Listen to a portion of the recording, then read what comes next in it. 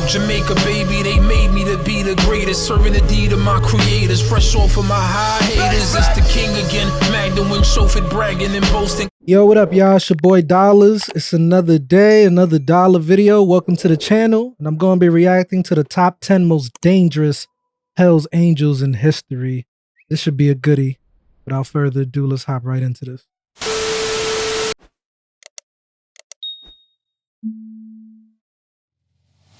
Hell's Angels bikie gangs is behind shootings in Adelaide's northern suburbs.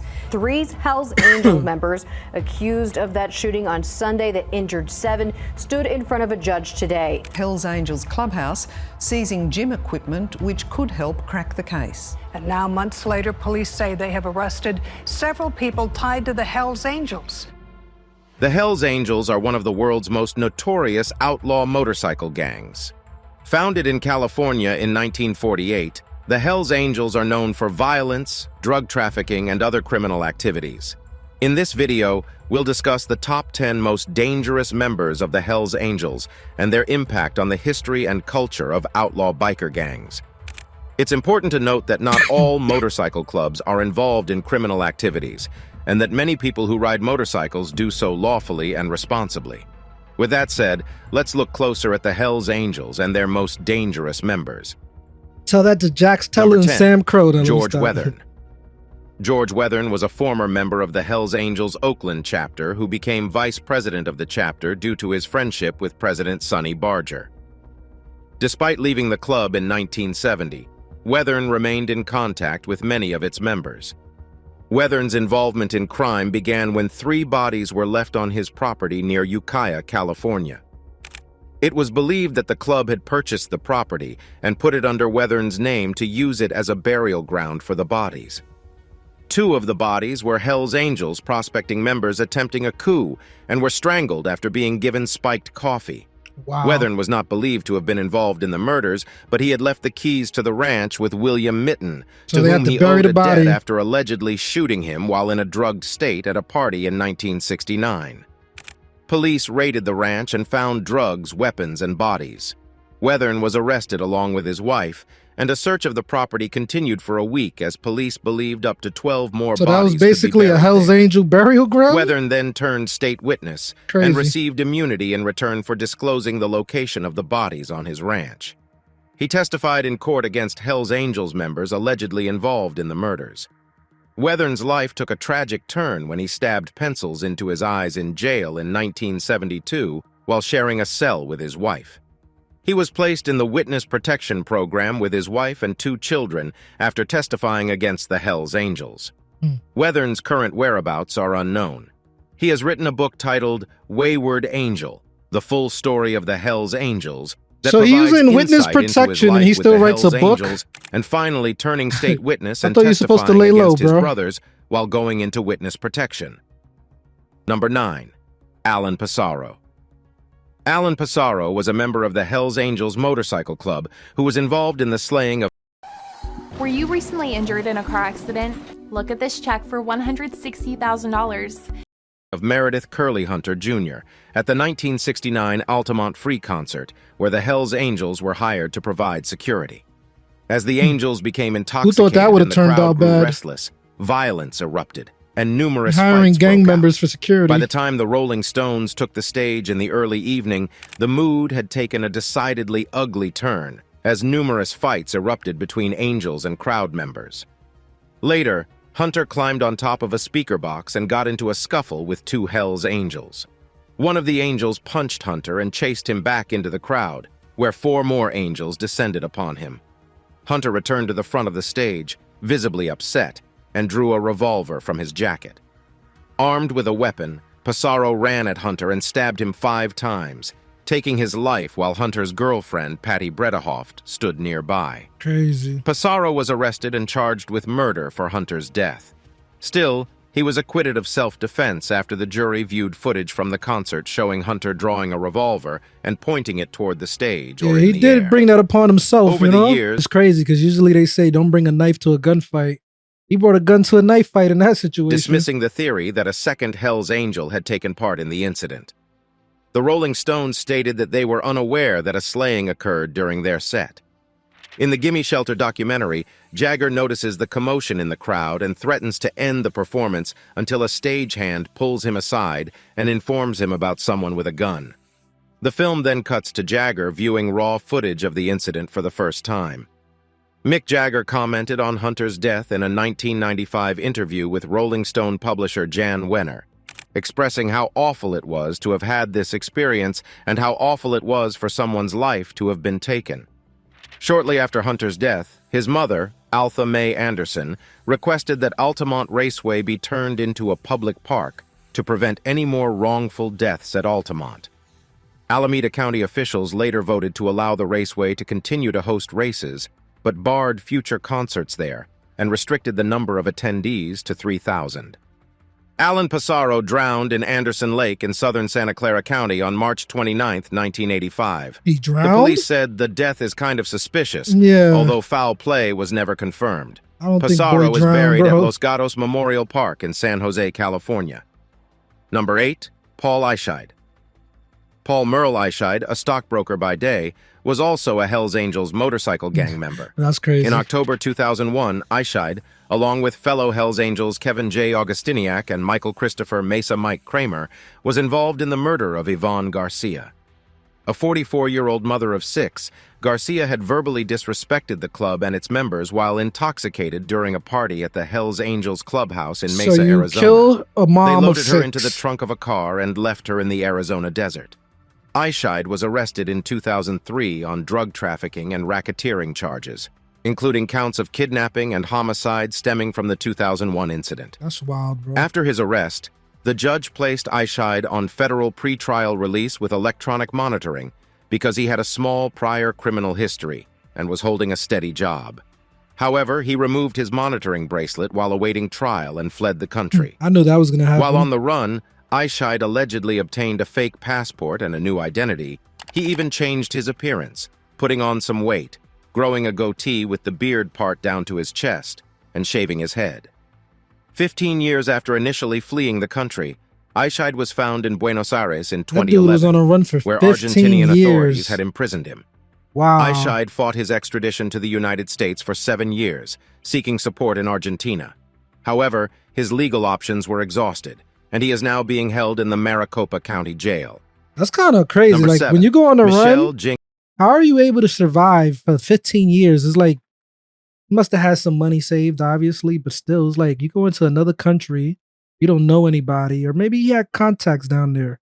Pretty sure they everywhere, Hells Angels, but it's like you got to start a new life, new name, new identity from scratch. Like, that's not easy, bro. I think I would just rather turn myself in. Jinx Genest. Get it over with. Michelle Genest, a former Hells Angels member, was involved in the Lennoxville Purge in Quebec, Canada, which resulted in the deaths of 5 members of the gang's now-defunct Laval chapter. The victims included Guy Louis, Chop, Adam, Jean-Guy, Brutus, Geoffrion, Laurent Langlais, Viau, Michel, Willie, Mayrand, and they all got Jean-Pierre French Mathieu. names because they're in Montreal. 2 other members of the Laval chapter were also supposed to be murdered that day, but failed to attend the meeting. A 6th man linked to the Laval chapter, Prospect Claude Coco Roy, was fatally shot by Genest 2 weeks later on April 7th, 1985. So why they wanted to get rid of that chapter, though? Like, what did they do wrong that they wanted to get rid of them? During a coroner's inquest, it was revealed that 41 members of the Hells Angels Montreal, Sherbrooke, and Halifax chapters were present in Lennoxville when the men's lives were taken. The victims were wrapped in sleeping bags and weighed down by cinder blocks and weights before being dumped in a river. Wow. This incident came to be known as the Lennoxville Massacre and was expected to signal the beginning of the end of the gang's presence in Quebec. However, the Hells Angels surprisingly became more robust in the years that followed. Genest was granted full parole at 51 on March 3, 2010, after serving a life sentence for slaying Claude Roy. He had left the Hells Angels in 1994 while serving time behind bars. During his parole hearing, Genest admitted that Roy's life was taken for not following the Hells Angels' rules against consuming hard drugs, but also because the gang suspected him of being a police informant. Okay. Genest informed the board that he was trying to extract information from Roy when he died. Number 6, James Brandes. James Ezekiel. Jim Brandes was a feared enforcer and the Oakland Hells Angels chapter vice president. He was known for his involvement in numerous criminal activities, including drug trafficking and racketeering. In November 1977, he was caught in possession of a pound of narcotics. I feel like when you're a part of the chapter from where it was created, like the Oakland chapter, that's where it started at, right? Oakland, California. I feel like those chapters are usually the most dangerous, the most toughest. They're the most ruthless because they're basically the chapters that founded the whole gang. So it's like, if you're a part of that group, you have to you have to make an example for the rest of the chapters that are a part of it. So that's like with any gangs. You would think that the Crips started in LA, so they're going to be the toughest gang because they started it. They have and other contraband, including a police radio and a device for detecting surveillance equipment. When he openly spoke to Rolling Stone magazine in 1978, he stated that he did not take orders from anyone in the streets and would not take them from Sheriff's Office narcotics detective William O. Bill Zerby, who had caught him with contraband. Things took a deadly turn when Brandes became involved in an attempted murder of San Jose Police Department Sergeant John Cracked in February 1977. Cracked survived an attempt on his life when a bomb detonated near his car. That's wild. Brandes was charged with the attempted murder of Cracked and other crimes as part of a racketeering case against the club in June 1979.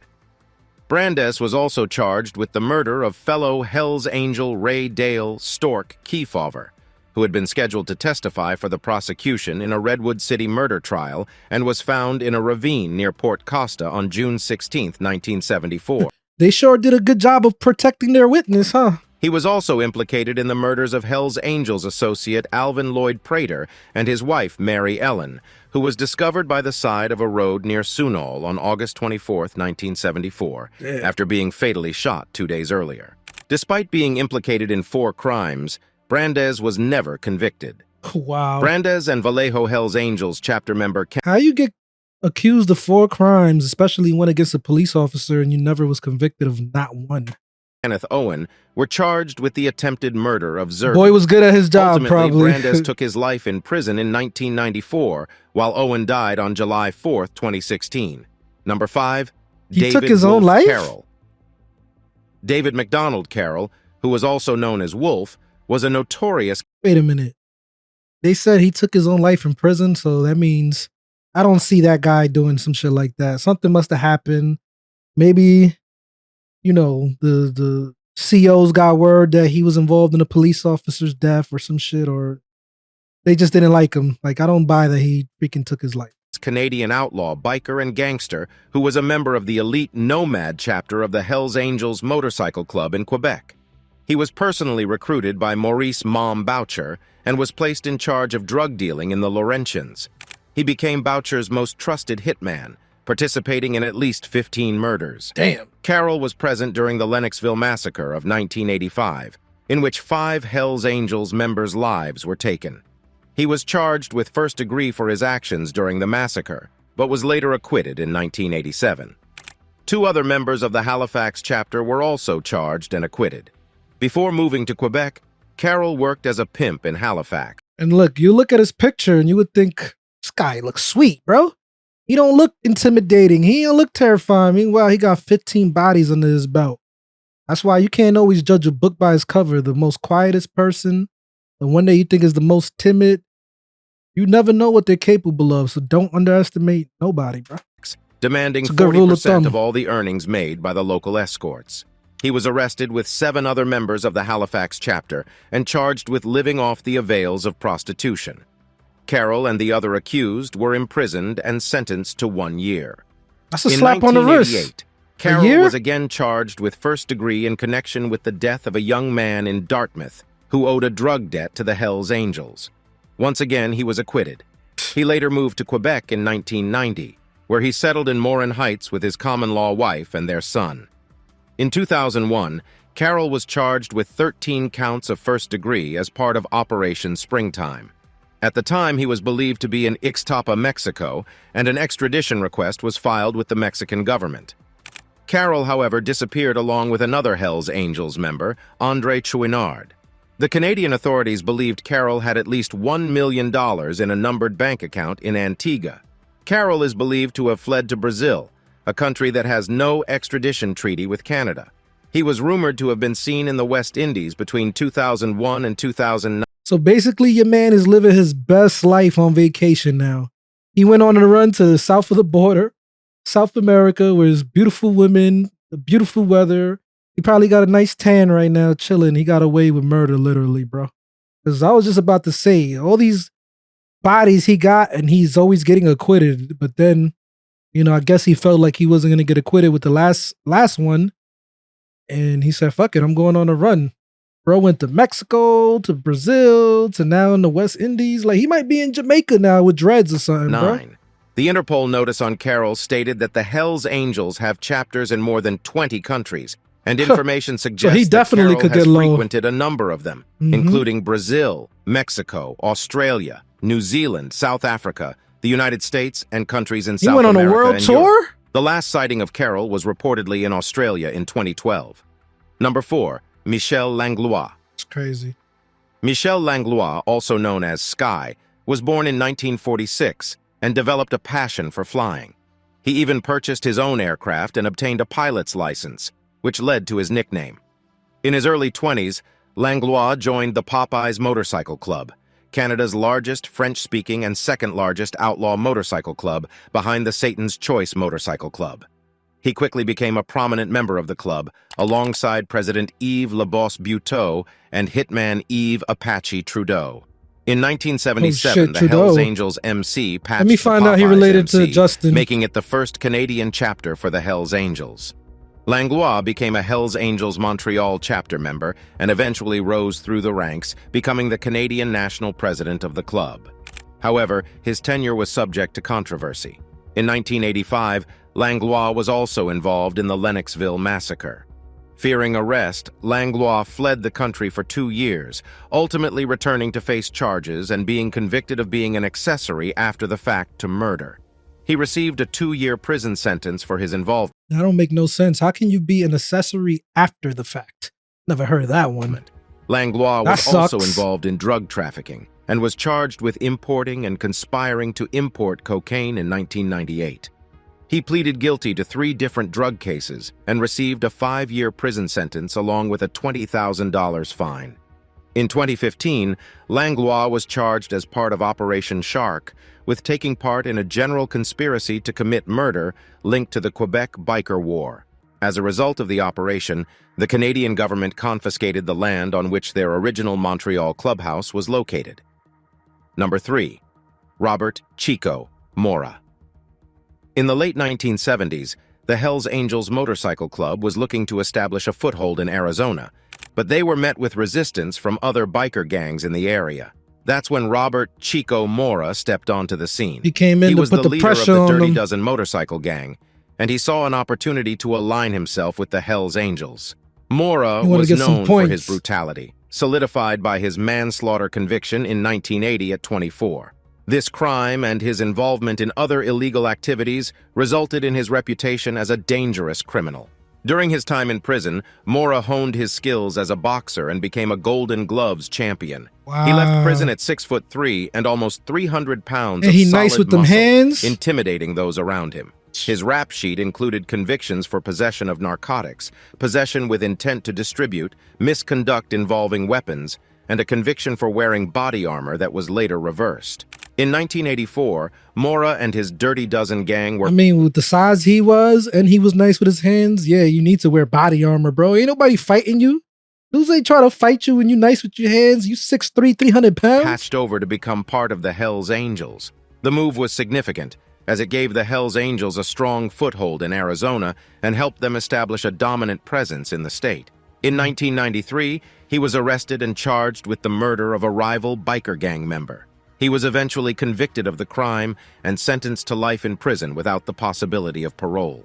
Mora's last few months were spent living in a small house in the neighborhood, where he amused himself by playing video games and tormenting his pet, a black chihuahua named Chica Ruca. He was known to hang the poor animal by a rope, with only its feet touching the ground whenever it did something he didn't like.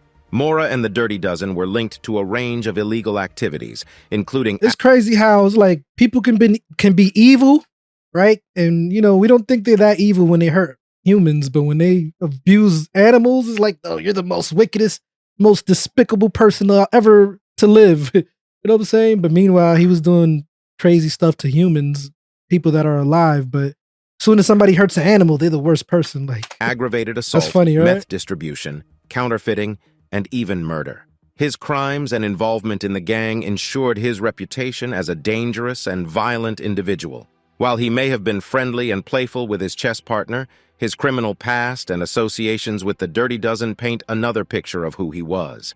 Despite his past, Mora is revered by Hell's Angels members. He is seen as a legend within the club and is often spoken of in hushed tones. Mora passed away on January 1, 2014, at the age of 58, due to complications from diabetes. Hell's Angels members rode for 20 miles to honor him during his funeral procession. Damn. Number 2, Yves Apache Trudeau. Another Yves Trudeau, also known as Apache or the Mad Bumper, was a notorious figure in organized crime. Born in Canada in 1946, he may have been small in stature at only 5'6" inches and 135 pounds, but he was a force to be reckoned with. While working at Canadian Industries Limited, Trudeau's involvement with explosives began in the 1960s. Damn. He was trained in explosives and later used these skills to orchestrate several bombings. This experience proved valuable. You get as he all rose kinds of through the ranks individuals the in these Popeyes gangs, bro. Motorcycle Club in the late 1960s. In 1977, the Popeyes were patched over by the Hells Angels MC, and Trudeau became a member of the Laval chapter. During his time with the Hells Angels, Trudeau gained a reputation as one of the most dangerous members of the group.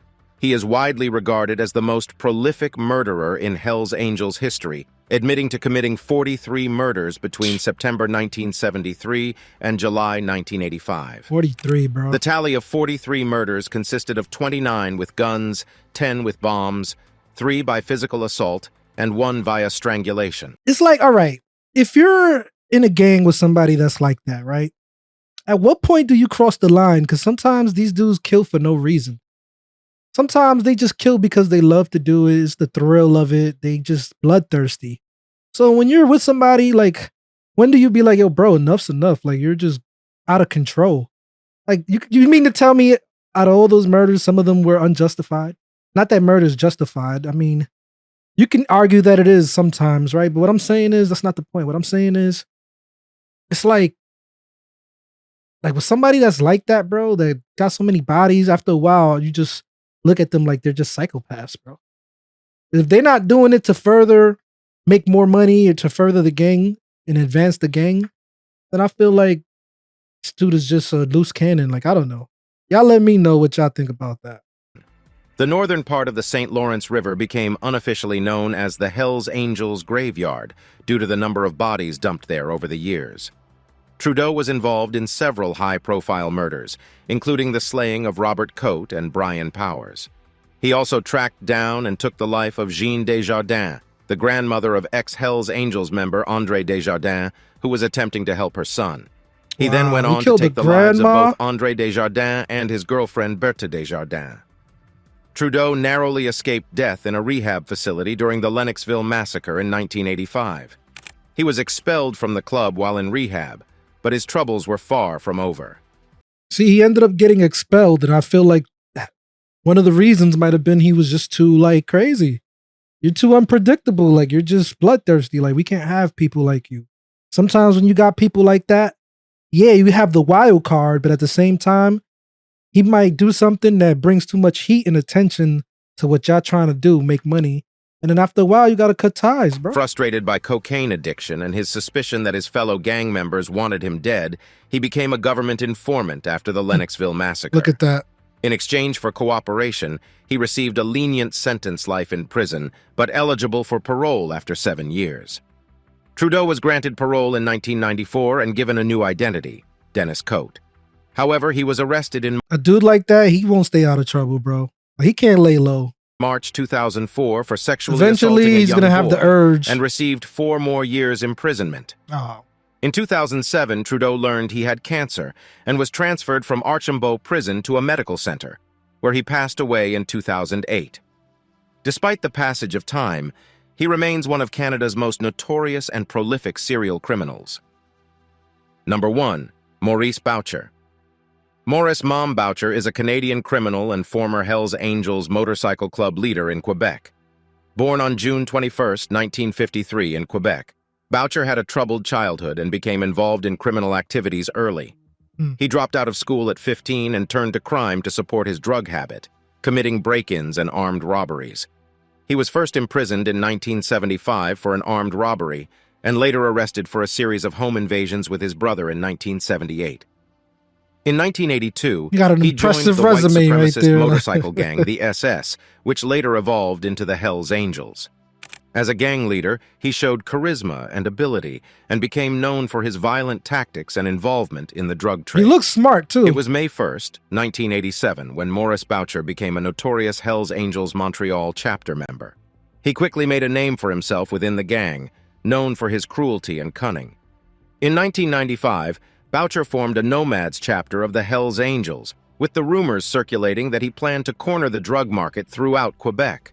This move put him in direct competition with rival biker gangs, leading to a long, bloody war that would take over 162 lives and injure hundreds more. This cemented his reputation as a fearsome criminal, and the violence he orchestrated left a trail of destruction and bloodshed throughout the province. As police ramped up their focus on the Nomads chapter, Boucher increased the pressure on law enforcement through intimidation tactics. But his reign of terror would eventually come to an end. In 1998, Boucher was acquitted of ordering the murder of 2 corrections officers and the attempted murder of a third. However, police obtained an informant, Stéphane Gain, who stated that Boucher indeed ordered the murders. In May 2002... That's to show you that the government, the system, bro, the justice system is very flawed, where they could acquit him of 2 murders and an attempted murder and then find out, no, he actually did do it. Like, how the hell did he get acquitted the first time? Boucher was found guilty and sentenced to life in prison. While serving his sentence, Boucher was reportedly expelled from the Hells Angels MC in 2014. But it wasn't the only trouble he faced behind bars. In 2015, he and a fellow inmate were charged with attempted murder after allegedly stabbing another prisoner. Since 2002, Maurice Boucher has been held in the Special Handling Unit, a super-maximum federal prison located in Sainte-Anne-des-Plaines, just outside of Montreal. The Special Handling Unit is part of the Regional Reception Center. He passed away in 2022 from cancer while incarcerated at the Palliative Care Ward. Despite his conviction, Boucher remains a figurehead for the Hells Angels, with many still in awe of his power and influence. But for those who suffered at his hands, he will forever be remembered as a ruthless and remorseless criminal who terrorized the streets of Quebec. The Hells Angels have a reputation for being one of the world's most notorious outlaw motorcycle clubs. The 10 members we've discussed in this video represent just a tiny fraction of members who have been involved in criminal activities, and it's important. All right, man, that's the video. It's interesting that the top 2 dudes were Canadian. I wonder if, like, any of these dudes were inspiration for Trevor Phillips, Grand Theft Auto 5. But yeah, this was an interesting video, man. I'm gonna do more videos like this too, with different gangs and stuff like that, and just random videos and stuff like that. I found them interesting and fun. And, you know, part of my mission with this YouTube channel is to entertain, enlighten, and damn, I had the other word, I forgot. Entertain, enlighten, and educate my subscribers. And this is part of entertaining/educational. All right, so if you enjoy these reactions, feel free to drop a like, leave a comment, and subscribe. It's your boy, I'm off this. For my time goes by, they gon' raise a nigga jersey in the sky. Treat a nigga right, big dreaming of my life. Shorty wanna get some air, I go and get her when I fly. Taking off on these niggas, I retire. The minute I catch fire, I smoked them all before, just revisiting the high.